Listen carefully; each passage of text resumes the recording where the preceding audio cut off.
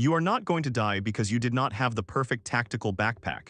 You are going to die because in the first 60 minutes you made the same decisions as everybody else. Picture this. You are at home. It is late afternoon. Your phone buzzes with an emergency alert, then another, then they stop mid-sentence. The television flashes a warning screen and goes black. The power cuts. Your Wi-Fi router dies. Outside, a car alarm is screaming. You hear sirens in the distance and then nothing. 5 minutes later, your group chats are a wall of panic. Is anyone else's power out? Gas station lines are insane. Traffic is already backed up to the highway. You look out the window and see taillights. Every car on your street is trying to leave at the same time, chasing some vague idea of safety somewhere else. This is the moment that decides everything. Not day 3, not week 2, the first hour. Because once you join that stampede, your fate is no longer in your hands. It belongs to the traffic jam, the gas gauge, the scared cop at the barricade, the stranger who notices the gear in your back seat. The survival industry never talks about this. It sells you 50-item checklists and 70-pound bug-out bags and calls it preparedness. But it barely touches the only thing that decides if any of that gear ever matters: the decisions you make before everyone else even understands what is happening. In a real collapse, you do not get infinite choices. You get a few, and they are brutal: who you help, what you leave behind, whether you become a ghost or a beacon for desperate people. Here are 10 decisions you must make in the first 60 minutes, or more accurately, decisions you should make now, so that when hour 0 hits, you are not improvising with a brain running on fear. Decision 1, stay or run, commit before the stampede. The first decision is the one almost nobody makes with a clear head. Do you stay or do you run? Movies and news have programmed one default response: run out of the city, run to the cabin, run somewhere safer. So millions of people all make the same choice at the same time and instantly destroy their own chances. Highways turn into parking lots. Gas stations run dry. Every stalled lane is a long, slow-moving target of desperate, angry, trapped people. In most real-world disasters, evacuating late is worse than not evacuating at all. So your first hour decision is this.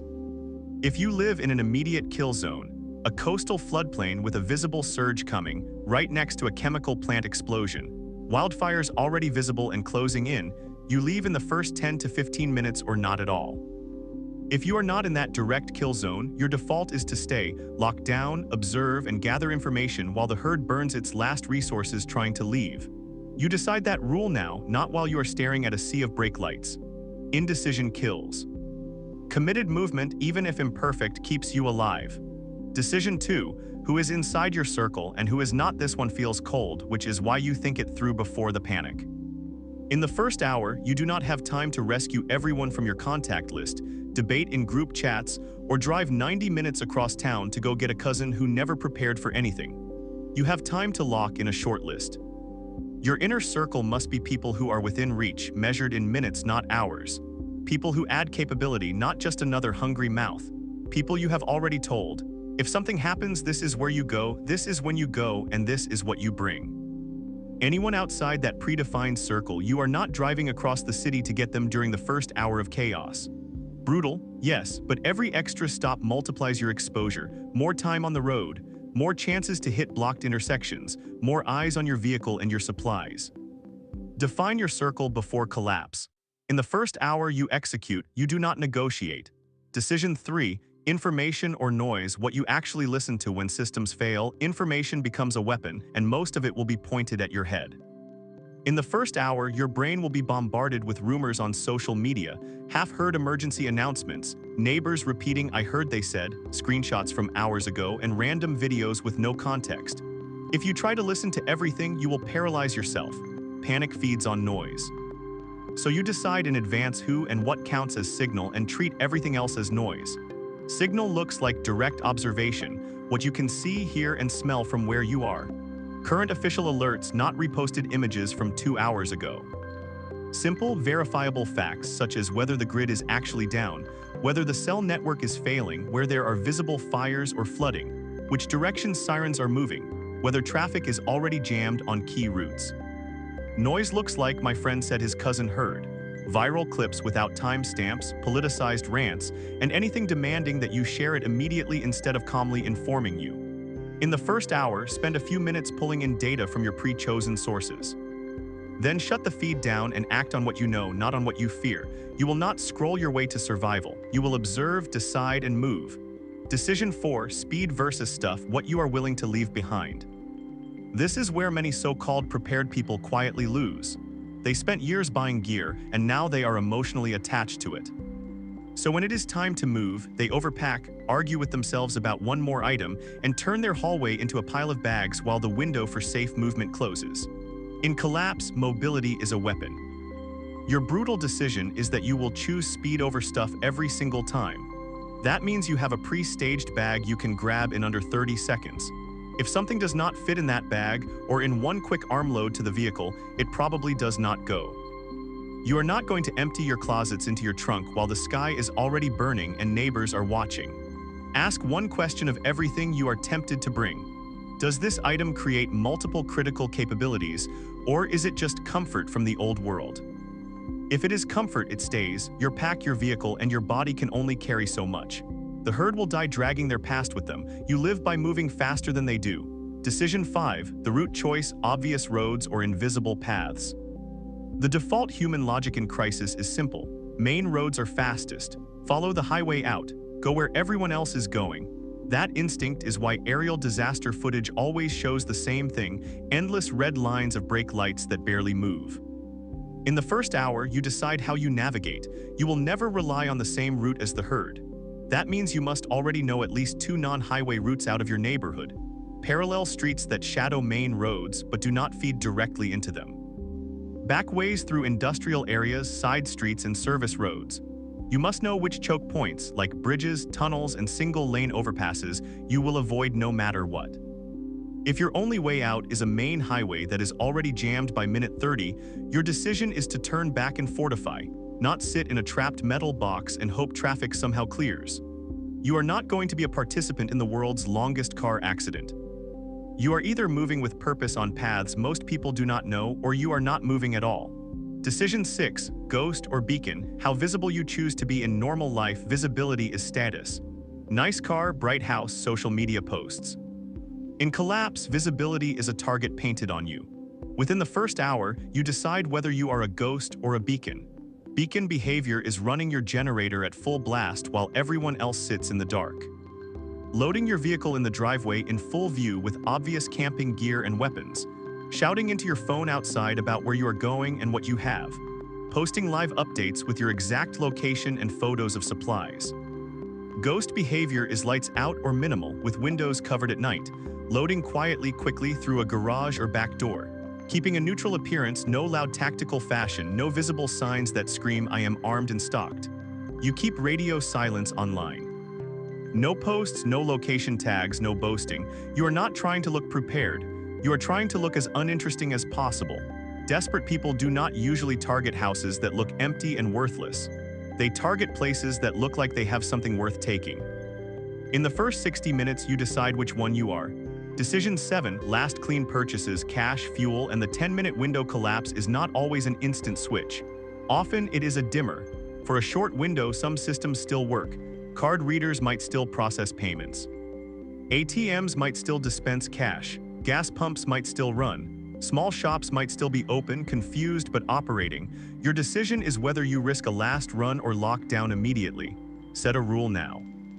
If a resource point is within a short travel time and you can be in and out in under 10 minutes, you may execute a single clean run. That might mean topping off fuel, pulling cash from an ATM, or grabbing high-value, low-bulk items like water, batteries, simple food, and medicine.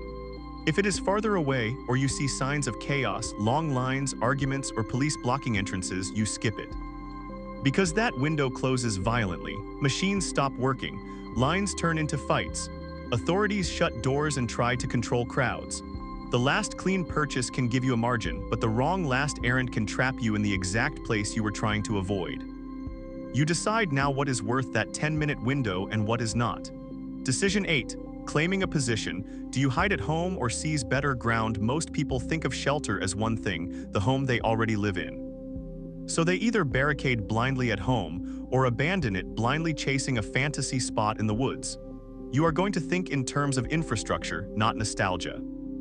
Your first hour decision is whether your current location is good enough, or if there is a better, low-profile fortress within reach that you can claim before anyone else even cares about it. You have already heard examples of this. Multi-story storage facilities with concrete and limited entry points, industrial shops with heavy doors and tools, university science buildings with height and backup systems, breweries with water and food infrastructure. If one of these is within a short distance and in a less chaotic zone than where you are, you have a choice. You can stay and fortify your house, accepting that it is wood-framed, obvious, and known to all your neighbors. Or you can move early to a building that was accidentally engineered to survive disaster. This is not a choice you invent in the first hour. This is a choice you script beforehand. You map potential positions. You note access points. You walk past them in normal times and learn the layout. In the first hour, you are answering one question. Has the situation crossed the line from preparation to execution? If yes, you move. If no, you stay. Decision 9, communication rules: who you talk to and how. When chaos hits, the first instinct is to reach out, call, text, post. What is going on? Where are you? What should we do? Communication can save lives. It can also destroy your security in seconds. In the first hour, you follow rules you decided long before. Short, purpose-driven communication only with pre-selected people on pre-agreed channels. That looks like one group text to your inner circle, saying clearly that there is an event. You are activating Plan A. This is the meeting point. This is the time, and this is what to bring. You do not open it up for debate. If the networks still work, you may make one quick call to lock in a rendezvous, not to emotionally process the situation. You do not broadcast your plans on public social media. You do not go live. You do not share details on open radio channels. You assume that every extra word can leak information, every extra contact can slow you down, and every minute staring at a device is a minute not spent observing your environment or moving. In the first hour, your communication has a single job: to synchronize your circle, not to inform the world, not to get validation. Decision 10, mental lock. Are you still waiting for rescue? The last decision is invisible, and it is the one most people never consciously make. It sits under every other choice. Are you still secretly waiting for someone else to fix this? Waiting for the government to get things under control? Waiting for the power company to get the grid back up? Waiting for trucks and relief and normal life to return on a schedule that only exists in your head? Sometimes help will come, sometimes it will not. You never get a timetable in advance. If your internal clock is set to "this will be over by tomorrow," you will delay critical decisions. You will refuse to move when you still can. You will burn through food, water, and fuel like it is a long weekend inconvenience. The first hour rule forces you to do something most people never do. You formally act as if the old world is over for you until proven otherwise. That does not mean help will never arrive. It means you plan as if it will not. If it does, you adjust upward from a strong starting point. If it does not, you are already living in the reality everyone else is still denying. The mindset shift is simple. No cavalry is coming. I am the cavalry for myself and my circle. Once you lock that in, your decisions get sharper. You stop waiting. You start acting. That is the difference between someone who survives the first month and someone who does not get past day 3. The first hour is decided today. Most people who hear all of this will do nothing. They will agree in theory. They will think it is interesting. Then they will go back to their routine and let the same panic instincts sit there, untouched, ready to take over when it matters. If you do not want to be that person, your work starts now while the lights are still on. Decide your default. Under what conditions do you evacuate immediately, and under what conditions is staying your automatic choice? Define your inner circle, write the list, tell them the plan. Decide where to meet, when to move, and what to bring. Map your routes and positions. Learn at least 2 non-highway exits from your area. Identify at least one promising, sturdy building you could move to if your current home is not defensible. Pre-stage your gear for speed, not fantasy. Build one bag you can grab in under 30 seconds. Treat everything else as optional. Choose your information and communication rules. Decide which sources count as signal. Decide what one message you will send in the first 10 minutes and to whom. And make the mental commitment. Tell yourself clearly that when the first hour rule triggers, you act. You do not wait for normal to come back.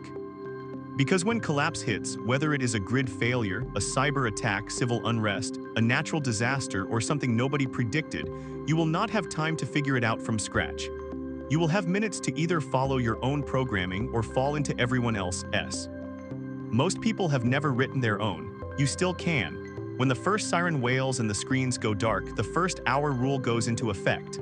In that hour, you either make 10 brutal decisions on your terms, or those decisions get made for you.